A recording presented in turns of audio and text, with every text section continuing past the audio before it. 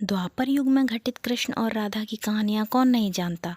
उस वक्त देवताओं में यह चर्चा थी कि राधा ही भगवान कृष्ण की सबसे बड़ी भक्त है। पर इस बात से एक व्यक्ति सहमत नहीं थे और वह थे नारद मुनि। वह अपने आप को ही भगवान कृष्ण का सबसे बड़ा भक्त मानते थे। पर देवताओं में राधा रानी के विषय में चर्चा सुनकर उन्हें जलन महसूस होने लगी। नारद मुनि के स्वभाव से भगवान कृष्ण भी अच्छी तरह अवगत थे। एक दिन नारद मुनि कृष्ण भगवान से मिलने द्वारिकापुरी पहुंच गए। उन्हें आता देख भगवान श्री कृष्ण अपना सिर पकड़कर बैठ गए। मुनिवर ने उन्हें देखते ही पूछा, क्या हुआ प्रभु, आप यूं सिर पकड़कर क्यों बैठे हैं? उस पर द्वारिकाधीश ने उत्तर दिया, मुनिवर, आज हमें सिर में बहुत पीड़ा हो रही है।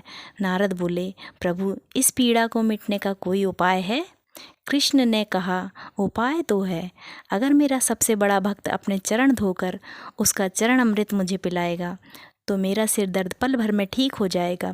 कृष्ण के मुख से यह उपाय सुनकर कुछ पल के लिए मुनिवर सोच में पड़ गए कि हूँ तो मैं ही सबसे बड़ा भक्त, लेकिन अगर मैं अपने पैर धोकर उसका चरणामृत प्रभु को पिलाऊंगा तो मुझे नर्क जाने जितना महापाप लगेगा। परंतु राधा को भी तो सब कृष्ण का बड़ा भक्त मानते हैं।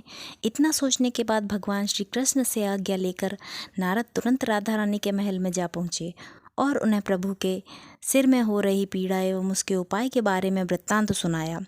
वह सुनकर राधा रानी ने एक क्षण का विलंब न करते हुए अपने चरण धोकर उसका अमृत एक कटोरी में नारद मुनि के हाथ में ला कर दिया और कहा, मुनिवर, मैं नहीं जानती कि मैं भगवान कृष्ण की कितनी बड़ी भक्त हूँ, पर मैं अपने ईश्वर आराध्य को पीड़ा में नहीं देख सकती।